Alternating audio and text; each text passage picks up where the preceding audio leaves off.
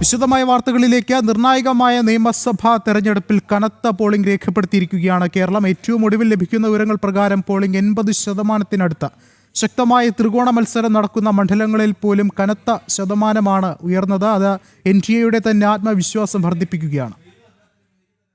Parliament തെരഞ്ഞെടുപ്പിനെ അപേക്ഷിച്ച് അതിശക്തമായ പോളിംഗാണ് നിയമസഭാ തെരഞ്ഞെടുപ്പിൽ രേഖപ്പെടുത്തിയത്. 8 മണിക്കും പല ബൂത്തുകളിലും വോട്ട് ചെയ്യാനുള്ളവരുടെ നീണ്ട ക്യൂ ദൃശ്യമായിരുന്നു. ശക്തമായ ത്രികോണ മത്സരങ്ങൾ നടക്കുന്ന മണ്ഡലങ്ങളിൽ വോട്ടിംഗ് 85%-നും മുകളിൽ എത്തും. തീവ്ര വോട്ടർ പട്ടിക പരിഷ്കരണത്തിലൂടെ 3 ലക്ഷത്തിലധികം അനധികൃത വോട്ടുകൾ വെട്ടിമാറ്റിയതും തെരഞ്ഞെടുപ്പ് കമ്മീഷന്റെ പ്രചരണവും വോട്ടിംഗ് ശതമാനം ഉയരാൻ കാരണമായിട്ടുണ്ട്. NDA BJP മുന്നണി വിജയം പ്രതീക്ഷിക്കുന്ന മണ്ഡലങ്ങളിൽ വോട്ടിംഗ് ശതമാനം ഉയർന്നത് NDA സഖ്യത്തിന്റെ ആത്മവിശ്വാസം ഉയർത്തിയിട്ടുണ്ട്. നിലവിലെ സാഹചര്യത്തിൽ കോഴിക്കോടാണ് ഏറ്റവും കൂടുതൽ വോട്ടിംഗ് നടന്നത്.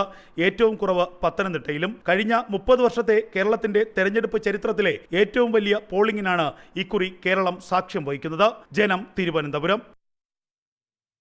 ശക്തമായ പോളിംഗ് ശതമാനം തന്നെയാണ് രേഖപ്പെടുത്തിയിരിക്കുന്നത്. എന്തായാലും കൂടുതൽ വിശദാംശങ്ങളുമായി തിരുവനന്തപുരത്ത് നിന്ന് ശ്യാം പ്രസാദ്, മിഥുനയ്യപ്പൻ കൊച്ചിയിൽ നിന്നും ചേരും. ഒപ്പം കോഴിക്കോട് നിന്ന് രമ്യാദാസ് എന്നിവർ ചേരുകയാണ്. ആദ്യം ശ്യാം പ്രസാദിലേക്കാണ് പോകുന്നത്. ശ്യാം പ്രസാദ്, എന്തായാലും തെക്കൻ കേരളത്തിൽ എങ്ങനെയായിരുന്നു ഇത്തവണത്തെ പോളിംഗ് സാഹചര്യം?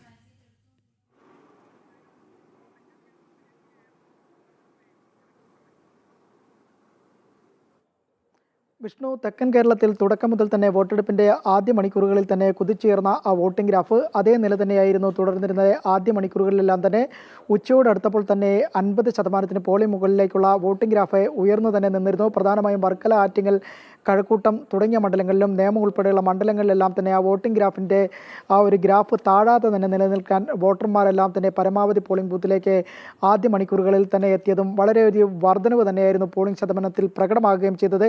നമുക്കറിയാം, നേമം അടക്കമുള്ള മണ്ഡലങ്ങളിലെല്ലാം തന്നെ 80-85%-ന് മുകളിലേക്കാണ് ഇപ്പോൾ പോളിംഗ് ശതമാനത്തിൻ്റെ കണക്കുകൾ പോകുന്നത്. ഈ കണക്കുകൾ ഔദ്യോഗികമായി വന്നിട്ടുള്ള, അനൗദ്യോഗികമാണ് ഈ കണക്കുകളെല്ലാം തന്നെ. ഔദ്യോഗികമായ കണക്കുകൾ തെരഞ്ഞെടുപ്പ് കമ്മീഷൻ പുറത്തുവിടും വരും മണിക്കൂറുകളിൽ. എന്തായാലും നമുക്ക് പോളിംഗ് ബൂത്തിൽ നിന്ന് കിട്ടിയ വിവരങ്ങൾ അനുസരിച്ച് 85%-നടുത്ത് നിയമമടക്കമുള്ള മണ്ഡലങ്ങളിലെല്ലാം തന്നെ പോളിംഗ് ശതമാനം ഉയർന്നതായിട്ടുള്ള വിവരങ്ങളാണ് ഇപ്പോൾ പുറത്തു വരികയും ചെയ്യുന്നത്. എന്തായാലും കഴക്കൂട്ടവും ഒപ്പം തന്നെ വട്ടിയൂർക്കാവ് അടക്ക മേഖലകളിലുമെല്ലാം തന്നെ പോളിംഗ് ശതമാനത്തിൻ്റെ ഗ്രാഫ് ഉയർന്നു തന്നെ നിന്നു.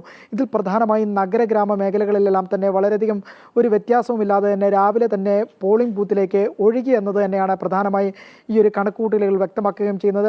ഒപ്പം തന്നെ സമഗ്ര വോട്ടർ പട്ടിക പരിഷ്കരണത്തിലുണ്ടായ പ്രകടമായ മാറ്റവുമെല്ലാം തന്നെ ഈ വോട്ടെടുപ്പിൻ്റെ ഈ ഒരു ഇന്നേ ദിവസം വലിയ രീതിയിൽ പ്രകടമാകുകയും ചെയ്തിരിക്കുന്നു. പ്രധാനമായും നിലവിൽ NDA ഭൂരിപക്ഷമുള്ള പലയിടങ്ങളിലും നിയമം ഞാൻ നേരത്തെ സൂചിപ്പിച്ചതുപോലെ തന്നെ പ്രധാനപ്പെട്ട ന്യൂനപക്ഷ വോട്ടുകളെല്ലാം തന്നെ ഇവിടേക്ക് തുടക്കം മുതൽ തന്നെ രാവിലെ മുതൽ തന്നെ പോളിംഗ് ബൂത്തിലേക്ക് എത്തിക്കാനും കഴിഞ്ഞതിൻ്റെ ആത്മവിശ്വാസത്തിൽ തന്നെയാണ് BJP നിലകൊള്ളുകയും ചെയ്യുന്നത്. എന്തായാലും തിരുവനന്തപുരം ജില്ലയെ അപേക്ഷിച്ച് 77%-ന് മുകളിലേക്ക് പോളിംഗ് ശതമാനം എത്തുന്നു. ഈ കണക്കുകൾ ഇപ്പോൾ അവസാനം വന്ന കണക്കുകളാണ്, 8 മണിവരെ വന്ന കണക്കുകൾ. എന്തായാലും വരും മണിക്കൂറുകളിലെല്ലാം തന്നെ തെരഞ്ഞെടുപ്പ് കമ്മീഷൻ്റെ ഔദ്യോഗികമായ അന്തിമ ഫലം വരാനിരിക്കുന്നതേ ഉള്ളൂ. ഈ കണക്കുകളും പോസ്റ്റൽ വോട്ടുകളെല്ലാം തന്നെ തട്ടിച്ചു നോക്കുമ്പോഴേക്കും 80%-നടുത്ത് പോളിംഗ് ശതമാനം ഉയരുമെന്നതിനാണ് തെക്കൻ കേരളത്തിലെ കണക്കുകളെല്ലാം നോക്കുമ്പോൾ വിലയിരുത്തേണ്ടത്. വിഷ്ണു, ശ്യാംപ്രസാദ് സൂചിപ്പിച്ചതുപോലെ ഏറെ നിർണായകമായ മണ്ഡലങ്ങളായ കഴക്കൂട്ടം, നേമം തുടങ്ങിയ മണ്ഡലങ്ങളിലൊക്കെ തന്നെയും ശക്തമായ പോളിംഗ്. ഒരുപക്ഷെ അത് കഴിഞ്ഞ തവണത്തേക്കാൾ ഇത്തവണ വർദ്ധിച്ചിരിക്കുന്നു. അത് തന്നെയാണ് ഒരുപക്ഷെ കേരളത്തിന് ഏറ്റവും ഉയർന്ന ശതമാനം സമ്മാനിച്ചിരിക്കുന്നത്. എന്നിരുന്നാൽ കൂടിയും ഇവിടെ എടുത്തു പറയേണ്ടത് NDAയുടെ ശക്തി കേന്ദ്രങ്ങളായ സ്ഥലങ്ങളിൽ പോലും ശക്തമായ പോളിംഗ് രേഖപ്പെടുത്തിയിരിക്കുന്നു. അതുതന്നെയാണ് ഉയർന്ന ആത്മവിശ്വാസം എന്നുള്ളൊരു കാര്യം കൂടി BJP സംസ്ഥാന അധ്യക്ഷൻ നേരത്തെ ചൂണ്ടിക്കാട്ടിയിരുന്നു. എന്നിരുന്നാൽ കൂടിയും ഇവിടെ എടുത്തു പറയേണ്ടത് SIR വന്നതിന് ശേഷം ഉണ്ടാകുന്ന ഈ ഒരു പോളിംഗ്, അല്ലെങ്കിൽ ഇത്തവണത്തെ ഈ ഒരു തെരഞ്ഞെടുപ്പിൽ ഉണ്ടാകുന്ന ഈ ഒരു പോളിംഗ് ശതമാനം ഒക്കെ തന്നെയും കൂട്ടി വായിക്കുമ്പോൾ അത് SIR കൂടി ഒരു വിജയമായി തന്നെ നമുക്ക് കാണേണ്ടതല്ലേ?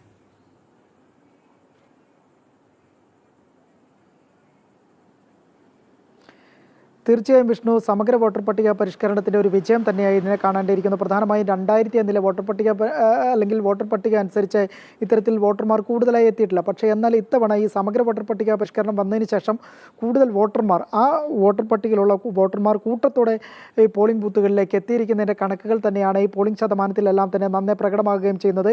എന്തായാലും തെരഞ്ഞെടുപ്പ് കമ്മീഷൻ്റെ അന്തിമ ഫലം വരുമ്പോഴത്തേക്കും, പോളിംഗ് ശതമാന കണക്കുകൾ വരുമ്പോഴേക്കും ഇതിൻ്റെ കാര്യമായ ഏറ്റക്കുറച്ചിലുകളെല്ലാം തന്നെ വളരെ രീതിയിൽ തന്നെ പ്രകടമാകും വ്യക്തമാകുന്ന കണക്കുകളായിരിക്കും വരിക. അപ്പോൾ നമുക്ക് ഈ കാര്യങ്ങളെല്ലാം തന്നെ കൂടുതൽ വിശദീകരിക്കേണ്ടി വരും. എന്തായാലും ഈ തദ്ദേശ തെരഞ്ഞെടുപ്പിൽ ഏറ്റവും കൂടുതൽ ഒറ്റക്കക്ഷിയായി തിരുവനന്തപുരം കോർപ്പറേഷനിൽ മാറിയതോടുകൂടി തന്നെ BJPക്ക് ഏറ്റവും കൂടുതൽ ഒരു ആത്മവിശ്വാസം കൈവന്നിരിക്കുന്നതിന് ആ മണ്ഡലങ്ങളിൽ പ്രധാനമായും നിയമമടക്കമുള്ള മണ്ഡലങ്ങളിലെല്ലാം തന്നെ തദ്ദേശ തെരഞ്ഞെടുപ്പിൽ തിളക്കമാർന്ന വിജയം കൈവരിച്ചിരിക്കുന്നു. ഒപ്പം തന്നെ വട്ടിയൂർക്കാവ്, കഴക്കൂട്ടം മേഖലകളിലുമെല്ലാം തന്നെ പ്രധാനപ്പെട്ട തിളക്കമാർന്ന വിജയങ്ങളിലെല്ലാം തന്നെ തദ്ദേശ തെരഞ്ഞെടുപ്പിലും ഉണ്ടായിട്ടുണ്ട്. ഈ കണക്കുകളെല്ലാം തന്നെ പരിശോധിക്കുമ്പോൾ BJPക്ക് ആത്മവിശ്വാസം തരുന്ന ഒന്നാണ് ഈ കണക്കുകളുടെ ചിത്രം വ്യക്തമാക്കുന്നത്. എന്തായാലും തിരുവനന്തപുരം ജില്ലയെ സംബന്ധിച്ചിടത്തോളം, തെക്കൻ കേരളത്തെ സംബന്ധിച്ചിടത്തോളം പറയുകയാണെങ്കിൽ കണക്കുകൾ തന്നെയാണ് NDAയ്ക്കും BJP ക്യാമ്പിനും പ്രതീക്ഷ നൽകുന്നത്. വിഷ്ണു. യെസ്, വളരെയധികം നന്ദി ശ്യാം പ്രസാദ്. വിശദമായ വിശകലനങ്ങൾ നൽകിയതിന്. ഇനി കൊച്ചിയിലേക്കാണ് പോകുന്നത്. കൊച്ചിയിൽ നിന്നും മിഥുൻ അയ്യപ്പൻ ചേർന്നുണ്ട്. മിഥുൻ, എങ്ങനെയാണ് മധ്യ കേരളത്തിലെ ഇത്തവണത്തെ വോട്ടിംഗ് സാഹചര്യം?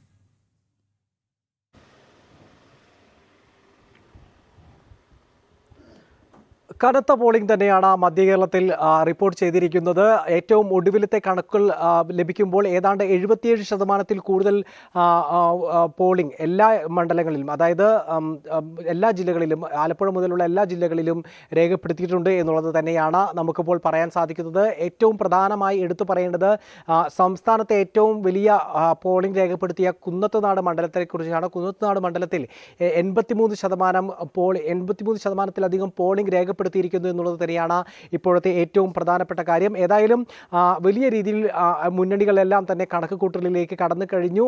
ഒരു ഭരണവിരുദ്ധ വികാരമാണ് ഇത്തരത്തിലുള്ള കൂട്ടത്തോടെ ജനങ്ങൾ പോളിംഗ് ബൂത്തിലേക്ക് എത്തിയതിന് കാരണമെന്ന് UDF ഉറച്ചു വിശ്വസിക്കുമ്പോൾ SIR ബലപ്പെടുത്തിയതിൻ്റെ ഭാഗമായുള്ള വർധനവെന്നും അതുപോലെ തന്നെ ഭരണ തുടർച്ചയ്ക്കും സംസ്ഥാന സർക്കാരിൻ്റെ ജനക്ഷേമ പദ്ധതികൾക്കുമുള്ള ഒരു അംഗീകാരമാണ് ഉയർന്ന പോളിംഗ് എന്നാണ് ഇപ്പോൾ LDF കരുതുന്നത്. പക്ഷേ എന്നിരുന്നാൽ പോലും വിവിധ മണ്ഡലങ്ങളിൽ NDA ഉണ്ടാക്കിയ മുന്നേറ്റം, അത് ഈ പോളിംഗ് ഉയർന്നത് NDAയ്ക്ക് വലിയ രീതിയിലുള്ള ഗുണം ചെയ്യുമെന്നുള്ള ഉറച്ച വിശ്വാസമാണ് NDAയും വെച്ച് പുലർത്തുന്നത്. പ്രധാനമായും കുന്നത്തുനാട് മണ്ഡലത്തിലെ ഒരു സ്ഥിതിവിശേഷം തന്നെ കണക്കിലെടുക്കുകയാണെങ്കിൽ ഒരു വലിയൊരു അട്ടിമറി അവിടെ ഉണ്ടാകുമെന്നുള്ള പ്രതീക്ഷയാണ്. അട്ടിമറി എന്താകുമെന്ന് കാത്തിരിക്കുകയാണ് രാഷ്ട്രീയ കേരളം. ഏതാണ്ട് LDF സ്ഥാനാർത്ഥി കഴിഞ്ഞ തവണ 2021 അവിടെ 52,000 വോട്ടുകളാണ് ആകെ നേടിയതെങ്കിൽ അന്നത്തെ കണക്കുകൾ പ്രകാരം നോക്കുകയാണെങ്കിൽ BJPക്കും 2020ക്കും കൂടി അവിടെ 50,000 വോട്ടുകൾ 2021 തന്നെയുണ്ട്. ഈ ഒരു ഘട്ടത്തിൽ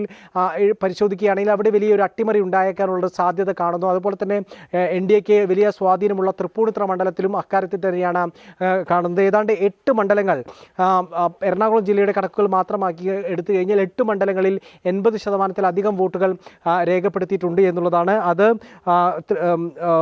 കുന്നത്തുനാട്, പറവൂർ, തൃപ്പൂണിത്തുറ, കളമശ്ശേരി, വൈപ്പിൻ, പെരുമ്പാവൂർ, ആലുവ, കൊച്ചി ഈ മണ്ഡലങ്ങളിലെല്ലാം തന്നെ 80%-ലധികം വോട്ട് രേഖപ്പെടുത്തി കഴിഞ്ഞിരിക്കുന്നു.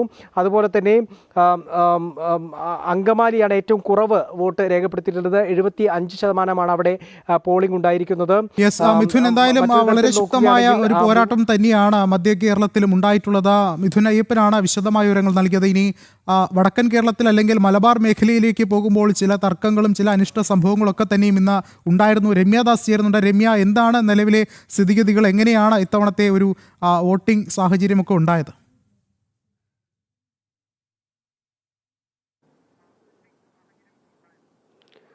വിഷ്ണു, ഈ കോഴിക്കോട് ജില്ലയിലെ തെരഞ്ഞെടുപ്പുമായി ബന്ധപ്പെട്ട് അവസാനം വന്നിട്ടുള്ള പോളിംഗ് ശതമാനം കണക്കുകളെടുത്ത് പരിശോധിക്കുകയാണെങ്കിൽ ഏറ്റവും കൂടുതൽ പോളിംഗ് ശതമാനം സംസ്ഥാനത്ത് നടന്നിട്ടുള്ളത് കോഴിക്കോട് ജില്ലയിലാണ്. 2016 സമാനമായി തന്നെയാണ് ഈ കോഴിക്കോട് ജില്ലയിൽ 2026 പോളിംഗ് നടന്നിട്ടുള്ളതെന്ന് നമുക്ക് പറയാൻ കഴിയും. ഈ ജില്ലയിൽ നിലവിൽ 81.32% പോളിംഗ് ആണ് രേഖപ്പെടുത്തിയിട്ടുള്ളത്. ഇത് ഏറ്റവും ഉയർന്ന പോളിംഗ് തന്നെയാണ് സംസ്ഥാന തലത്തിൽ എടുത്ത് നോക്കുമ്പോൾ. ഇത് നിയോജക മണ്ഡലങ്ങളുടെ കണക്കുകളിലേക്ക് വരുമ്പോൾ ഏറ്റവും കൂടുതൽ പോളിംഗ് രേഖപ്പെടുത്തിയിട്ടുള്ള കുന്നമംഗലം നിയോജക മണ്ഡലത്തിലാണ് 84.45%. ഏറ്റവും കുറവ് നാദാപുരവുമാണ്. ഈ കടുത്ത ചൂടിനെ പോലും വകവയ്ക്കാതെ രാവിലെ മുതൽ തന്നെ മണ്ഡലത്തിലുടനീളം അല്ലെങ്കിൽ ജില്ലയിലുടനീളം വലിയ ഒരു നീണ്ട നിര വോട്ടർമാരുടെ എല്ലാം ഉണ്ടായിരുന്നു. ഇത് തന്നെയാണ് ഇത്തരത്തിൽ വലിയ രീതിയിലുള്ള ഒരു ശതമാനം ഉയരാൻ കാരണമെന്ന് തന്നെ നമുക്ക് പറയേണ്ടി വരും. ഈ ജില്ലയിൽ 2837 പോളിംഗ് സ്റ്റേഷനുകളാണ് വോട്ടെടുപ്പ് നടന്നത്. ഇത് മണ്ഡലം തിരിച്ചുള്ള കണക്കുകൾ കൂടി നമുക്കൊന്ന് പരിശോധിക്കുകയാണ്. പരിശോധിക്കുകയാണെങ്കിൽ വടകര 79.51% പോളിംഗ് രേഖപ്പെടുത്തിയത്. കുറ്റ്യാടിയിൽ 80.97%, നാദാപുരത്ത് 79.46, കൊയിലാണ്ടിയിൽ 79.54, പേരാമ്പ്രയിൽ 81.55, ബാലുശ്ശേരിയിലും 81.81, എലത്തൂർ 82.45, കോഴിക്കോട് നോർത്ത് 80.23, കോഴിക്കോട് സൗത്ത് 81.07, ബേപ്പൂരിൽ 83.74, കുന്നമംഗലത്ത് 84.45, കൊടുവള്ളി 80.98, തിരുവമ്പാടി 80.35. ഇങ്ങനെയാണ് ഈ നിയോജകമണ്ഡലങ്ങളുടെ 13 നിയോജകമണ്ഡലങ്ങൾ കണക്കെടുത്ത് നോക്കുമ്പോൾ ഇങ്ങനെയാണ് പോളിംഗ് ശതമാനം. ഇത് കനത്ത പോളിംഗ് തന്നെയാണ്. നമുക്ക് 2016 അപേക്ഷിച്ച് നോക്കുമ്പോൾ സമാനമായി തന്നെയാണ് 2026 കനത്തൊരു പോളിംഗ് ഈ മേഖലകളിലെല്ലാം നടന്നിട്ടുണ്ട് നമുക്ക് തന്നെ പറയാൻ കഴിയും. അതിനാൽ തന്നെ കോഴിക്കോട് ജില്ലയിലാണ് കനത്തൊരു പോളിംഗ് നടന്നിട്ടുള്ളത്. പക്ഷേ കോഴിക്കോട് ജില്ലയിൽ മറ്റൊരു കാര്യങ്ങൾ എടുത്ത് നോക്കുകയാണെങ്കിൽ ചിലയിടങ്ങളിൽ ചില രീതിയിലുള്ള സംഘർഷങ്ങളെല്ലാം നടന്നിട്ടുണ്ട്. അത് പ്രധാനമായും ബേപ്പൂർ നിയോജകമണ്ഡലത്തിലെ ഫറൂഖിലായിരുന്നു. അതുപോലെ തന്നെ കോഴിക്കോട് സൗത്ത് മണ്ഡലത്തിലെ പയ്യാനക്കൽ, കൊയിലാണ്ടി, ഊരളൂർ തുടങ്ങിയ ഈ ബൂത്തുകളിലാണ് ഇത്തരത്തിലുള്ള നേരിയ തോതിലുള്ള സംഘർഷങ്ങളെല്ലാം ഉണ്ടായിട്ടുള്ളത്. അതായത് ഫറൂഖ് ചന്ത സ്കൂളിലെ പോളിംഗ് സ്റ്റേഷനിൽ LDF UDF സംഘർഷമാണ് ഉണ്ടായിരുന്നത്. അതായത് ബൂത്തിൽ വോട്ടില്ലാത്ത LDF പ്രവർത്തകർ ബൂത്തിലേക്ക് കയറാൻ ശ്രമിച്ചത് തുടർന്നായിരുന്നു ഇത്തരത്തിലൊരു സംഘർഷം ഉണ്ടായിരുന്നത്. പിന്നീട് അത് പോലീസ് ഇടപെട്ട് സംഘർഷം തീർക്കുകയായിരുന്നു. കൂടാതെ തന്നെ ഈ പയ്യാനക്കൽ ബൂത്തിൽ ഉച്ചയോടുകൂടി തന്നെ BJP പ്രവർത്തകന്റെ വോട്ട് CPM പ്രവർത്തകൻ ചെയ്തു എന്ന രീതിയിലുള്ള കള്ളവോട്ട് ആരോപണമെല്ലാം വന്നിരുന്നു. പിന്നീട് പ്രിസൈഡിംഗ് ഓഫീസർക്ക് പരാതിയെല്ലാം നൽകി പിന്നീട് ഇയാൾ ഓപ്പൺ വോട്ട് ചെയ്യാനാണ് സൗകര്യം ഏർപ്പെടുത്തിയത്. അതുപോലെ തന്നെയാണ് ഈ പയ്യാനക്കൽ ബൂത്തിൽ വൈകിട്ടോടുകൂടി തന്നെ വലിയ രീതിയിലുള്ള LDF UDF സംഘർഷം ഉണ്ടായത്. ഇത് UDFന്റെ സ്ഥാനാർത്ഥി ബൂത്തിലെത്തുകയും മതം പറഞ്ഞ് വോട്ട് ചോദിച്ചു എന്നുള്ള രീതിയിലേക്കായിരുന്നു പിന്നീട് വലിയ രീതിയിലുള്ള LDF UDF സംഘർഷം ഉണ്ടാകുന്നത്. ഇത് മണിക്കൂറുകളോളം തന്നെ ഈ സംഘർഷം വലിയ രീതിയിൽ തുടർന്നു. പിന്നീട് പോലീസ് ഇടപെട്ടുകൊണ്ടാണ് സ്ഥിതിഗതികൾ ശാന്തമാക്കിയത്. വിഷ്ണു. യെസ്, മലബാർ മേഖലയിലും ശക്തമായ പോളിംഗ് തന്നെയാണ് രേഖപ്പെടുത്തിയത്. രമ്യദാസാണ് വിശദമായ റിപ്പോർട്ടുകൾ നൽകിയത്. അങ്ങനെ കേരളം ഇന്ന് വിധി എഴുതുമ്പോൾ ആര് വാഴും ആര് വീഴും എന്നുള്ള കാര്യം നമുക്ക് കണ്ടു തന്നെ അറിയാം.